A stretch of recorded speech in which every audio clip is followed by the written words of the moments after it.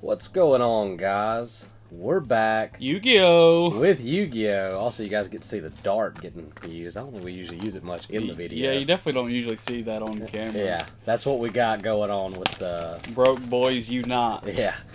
Also, if anybody's wondering why we're opening this, I don't know. I wanted to open Yu-Gi-Oh! And I've been wanting to open this box for a pretty long time. So this is Chaos Impact. It's pretty old. It's the first Starlight of IP Masquerena. There's also a few other ones in here. I forget all that's in here. But we're going kind of for a Starlight. We're going to open some Yu-Gi-Oh! Some past boxes over the next probably month or so. But we're actually probably going to plan on doing like a week of Yu-Gi-Oh! Later on in the year. So if you don't watch this channel for Yu-Gi-Oh! You're not going to enjoy the next... that week, whenever that is.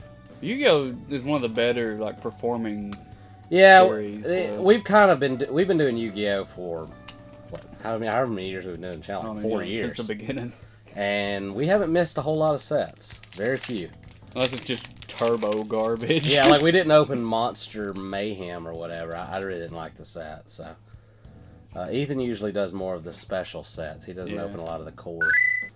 Gladiator Rejection. We have some, I guess I can go ahead and kind of spoil this. We have some Lightning Overdrive boxes. You guys have seen it on the channel. You're seeing a couple times. Yeah, you're going to see it again. I really like that set. Probably going to do like Dawn of Majesty later. And we're going to keep opening new Yu-Gi-Oh! Stuff. The newest set in English we open in Japanese. We might open it in English too. Just haven't got to it yet. This is kind of a, I think it's pretty all or nothing box. I've just looked at the checklist yesterday from opening this, so we're really looking for Starlight rares. Most of the secret rares in this set now at this point are kind of worthless, but I am happy to open this because I think me and Ethan talked about it like 2 years ago, and it was kind of expensive. So a lot of these Starlight rare sets have gone down in value quite a decent amount. So if you're wanting to open some of these sets, now's a good time. And I think Starlight rares, like some of the original ones, it's a really good time to buy them because I think they're first secret rare. They look pretty cool. Yeah, Unchained Soul of Disaster. Could have been like a $50 card when the box first came out. I don't know. I don't remember if I was opening Yu-Gi-Oh! When this came out. I'm sure you were. Yeah, it would have been, this would have came out really close to when we first started the channel. Which I opened Yu-Gi-Oh! When I was a kid, but there was a big gap there where I didn't open.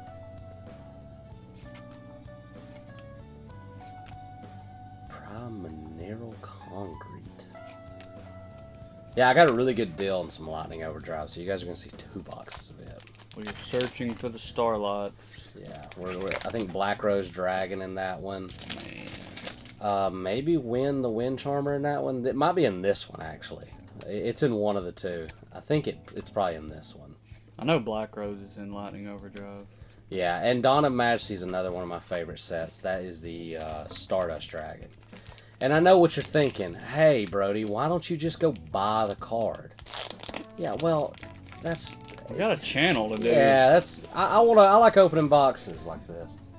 Also, if you guys see a freaking small aircraft. Yeah, there is a wasp or a dirt dauber in our room. Big.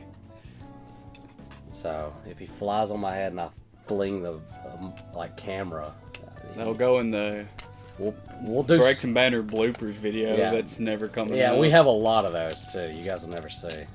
Maybe one day.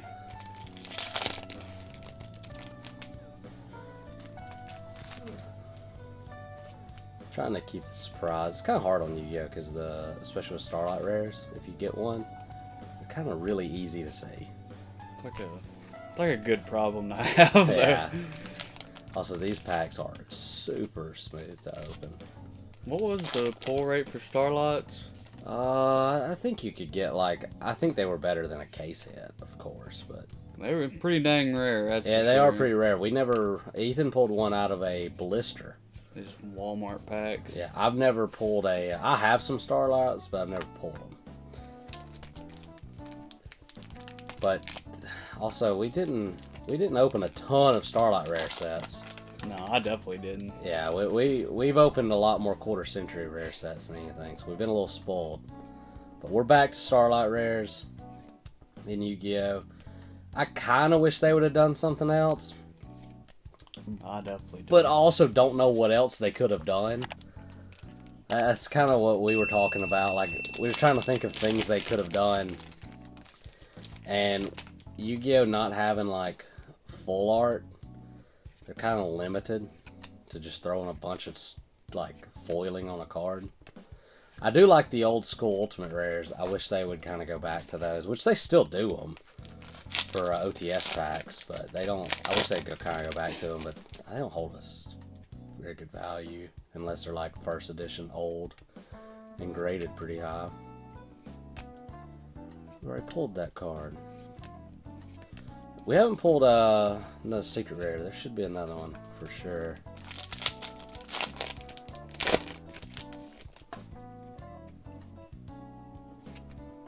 But yeah, there's also Draco Berserker of the Tingy.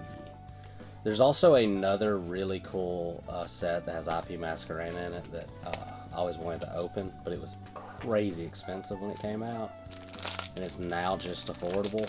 It's a prismatic, that's like an anniversary kind of box. It's not like the prismatic quarter century box. It's Starlights, but it had the first like alt art Starlight of IP Masquerena. It's a Japanese set. So we might try to open that on like a week of Yu-Gi-Oh or something. We haven't quite figured out the plan of what we're going to do, but there will be lots of Yu-Gi-Oh opened in a short span of time. yeah, it'll be later in the year though, so it's not coming up really like soon. Oh gosh, this pack's brutal. We should do a week of Star Wars opening. Oh, yeah. Just 12 views for the whole week. Yeah, that's. We did a little Golden Week last year, and it was actually kind of fun. It was fun. We just getting random boxes. Yeah, we opened like straight anime. It'd be really hard for us to do that now because the week has to just fall really well for releases. Well, we'd have to get some old stuff for sure. Yeah. Unchained Soul of Rage. 2 Unchained Souls. I've got an Unchained Soul of Rage, to be honest. That's probably, if I had to guess, that's probably it for secret rares. Maybe you could get 3. I feel like you used to could get 3. The hit rates definitely have changed over the years. Aeromusseraphy Sweet Majorum. Don't know that one. But yeah, you'll probably see another Yu-Gi-Oh video pretty quick after this one. So we said we were just going to kind of upload as we get stuff this month. I do miss these sets because I feel like Yu-Gi-Oh is a little more fun to open when like there's a crazy hard like pull to be pulled. Yeah, I do too, and I think we're kind of back there. I don't know the new hit rates for the Starlights. I assume they didn't change much, but they might be easier to hit now. Quarter centuries are cool, but they don't hit the same. Quarter centuries are really cool as far as like your special sets. I didn't like them in a lot of the core sets. They also like overplayed it so much it lost its luster. Yeah, almost every single card in Yu-Gi-Oh got a quarter century. It felt like. That being said, I do need to buy several before they get expensive. Yeah, I did like. Don't get me wrong. I did like being able to buy like really cool quarter century rares for cheap. Yeah, that is a good thing for sure. And especially if you're a big player of the game, them reprinting so many times was probably pretty good for you. I didn't prefer it just because it kind of hurts value of a lot of things. But value goes up and down on TCG, so. I do wonder how the price of those will change in the coming years. I feel like quarter centuries will never be crazy expensive. Not. I don't know. It would just be hard for me to believe just because there's so many. I mean, look how many Blue Eyes. There's like 3 or 4 Blue Eyes quarter centuries in English. And Yeah, they're not even that'll all probably take cards. a while. I feel like in 10 years though, like I bet they'll be pretty good. We're also down to 2 packs. Not a whole lot in this video. I said these could have been good secret rares at one point, but there's not really anything great secret rare wise anymore in this set. Last pack Magic. Last pack Starlight, here we go. Try to really keep it hidden. Oh, I already probably ruined it.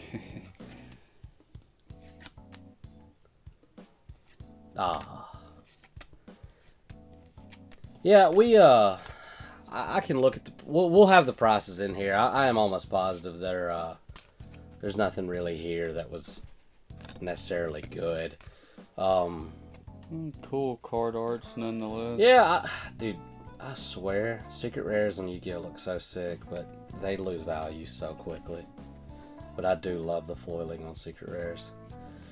But regardless, it was a fun video to open. I don't think we'll probably come back to Chaos Impact. The boxes they're affordable, but they're also pretty expensive for Yu-Gi-Oh. They're around $100-something. So we'll probably just buy IP Masquerade. We just wanted to kind of open some of these while they're affordable. And so yeah, so if you see a lot of this for the next year, it's because we kind of want to chase some old Starlights while we can. So thank you guys for watching, and we will see y'all next time. See you guys.